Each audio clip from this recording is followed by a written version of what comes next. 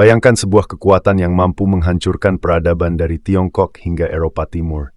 Sebuah pasukan yang menaklukkan padang rumput Rusia, menggempur Kekaisaran Abbasiyah, bahkan mencoba merobohkan Jepang. Kekuatan itu bernama Kekaisaran Mongol. Namun dalam satu kesempatan yang terlupakan sejarah global, mereka justru dipermalukan bukan oleh kekuatan besar, tapi oleh sebuah kerajaan kecil di sebuah pulau yang bernama Jawa. Pada akhir abad ke-13, tapi juga menyebarkan pengaruhnya ke kawasan maritim Asia Tenggara. Salah satu targetnya adalah kerajaan di selatan yang disebut oleh para pelaut sebagai Zawa, yakni Jawa. Tahun 1289, dunia berada dalam cengkeraman Mongol. Kubilai Khan, cucu Genghis Khan, telah menguasai Tiongkok dan mendirikan dinasti Yuan. Ia tidak hanya ingin memperluas wilayahnya di daratan Asia, Kubilai Khan mengirimkan utusan diplomatik ke Jawa untuk menyampaikan titah kekaisaran. Tunduk Thet dan bersilah uperi. Tahu bersiaplah menghadapi murka kekaisaran Yuan. Tapi yang terjadi justru di luar nalar diplomasi. Utusan itu dihina secara brutal oleh Raja Kertanegara dari Singhasari.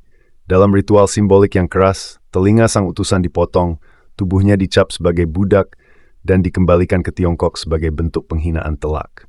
Ini bukan sekadar penolakan diplomasi. Ini adalah deklarasi perang terhadap kekuatan terbesar di muka bumi saat itu. Kubilai Khan murka.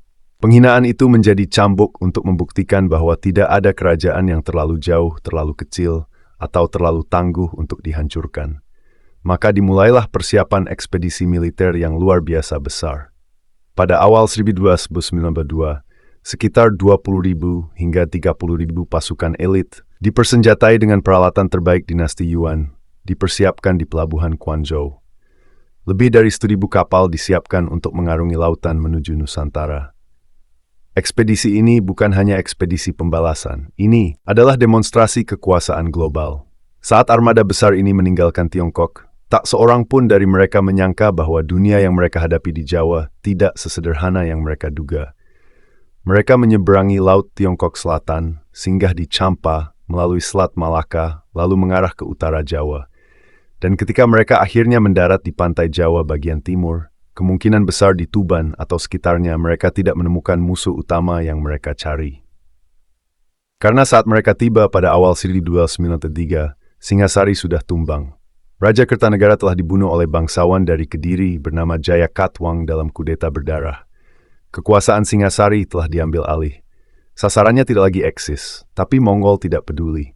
Mereka sudah terlanjur sampai. Mereka akan tetap menghukum siapapun yang kini memegang tampuk kekuasaan di Jawa. Namun, dari reruntuhan Singhasari muncul satu tokoh yang baru. Menantu Kertanegara ini adalah sosok yang cerdas, licik, dan memiliki ambisi besar. Ia menyadari bahwa tidak mungkin melawan Mongol secara terbuka, maka ia memilih jalan lain, menggunakan Mongol sebagai alat. Raden Wijaya mendatangi jenderal-jenderal Yuan. Ia mengaku sebagai pewaris sah Singhasari.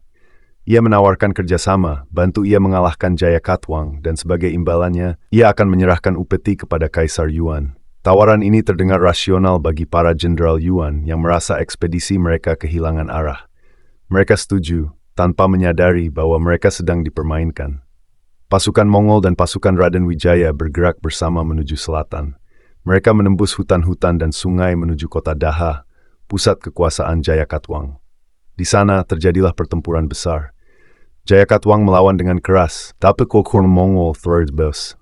Kota Hajbreaker. Pasukan kiri dihengkangger the Hieth Thrower des Sef dan Dishid. Bagi pasukan Yuan, ini adalah akhir dari misi.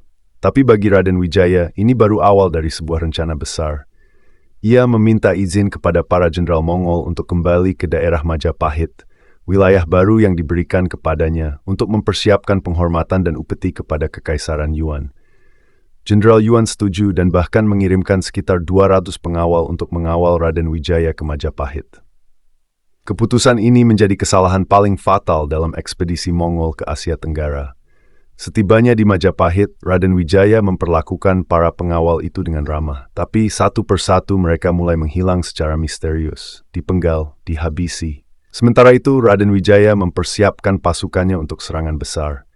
Ia tahu persis kelemahan pasukan Yuan. Mereka tidak mengenal medan, mereka tidak siap untuk serangan balik, dan mereka terlalu percaya diri. Serang lakukan secara mendadak, dari hutan dan rawa, Pasukan Majapahit menyerbu kamp utama pasukan Mongol. Dalam kekacauan total, pasukan Yuan panik. Mereka tidak tahu arah serangan, mereka kehilangan logistik, dan mereka mulai mundur dalam kepanikan. Serangan Raden Wijaya benar-benar menghancurkan moral pasukan Yuan. Lebih buruk lagi, musim hujan tropis mulai turun, tanah menjadi lumpur. Penyakit mulai menyebar, kapal-kapal rusak, pasukan tidak bisa bertahan lama. Dalam waktu singkat, pasukan Mongol benar-benar porak-poranda. Mereka tidak hanya kalah secara militer, mereka juga kalah secara psikologis. Dengan sisa kekuatan yang ada, mereka melarikan diri ke pelabuhan dan berlayar kembali ke Tiongkok. Dari sekitar 30.000 pasukan yang dikirim, ribuan tidak pernah kembali. Banyak kapal tenggelam atau dirampas oleh bajak laut lokal, dan armada terbesar yang pernah dikirim untuk menghancurkan Jawa justru dihancurkan oleh strategi dan tipu daya seorang pangeran muda dari Majapahit. Ketika berita kekalahan ini sampai ke Tiongkok, Kubilai Khan murka. Para jenderal Yuan disalahkan, beberapa diasingkan, yang lainnya dihukum. Tapi yang tidak bisa dihapus adalah rasa malu. Dunia tahu Mongol bisa dikalahkan, dan tempat kekalahan itu adalah sebuah pulau di ujung selatan dunia, bernama Jawa. Dari kekacauan ini, Raden Wijaya mendirikan kerajaan Majapahit pada tahun 1293. Ia membangun kekuasaan bukan hanya di atas puing-puing Kediri dan Singhasari, tapi juga di atas kekalahan pasukan terkuat di dunia. Majapahit menjadi simbol kekuatan, kecerdasan, dan strategi geopolitik lokal yang luar biasa. Beberapa tahun kemudian, Majapahit melahirkan tokoh besar lain seperti Gajah Mada, yang bersumpah menyatukan seluruh Nusantara. Tapi fondasinya adalah kisah luar biasa ini, bahwa ketika dunia tunduk kepada Mongol, Jawa justru menipu mereka, menghancurkan mereka, dan menendang mereka keluar tanah ini. Inilah kisah yang jarang diceritakan. Tapi kisah ini nyata. Jawa bukan ada pulau kecil di pening, di strategi telur grand, di sejarah dukam,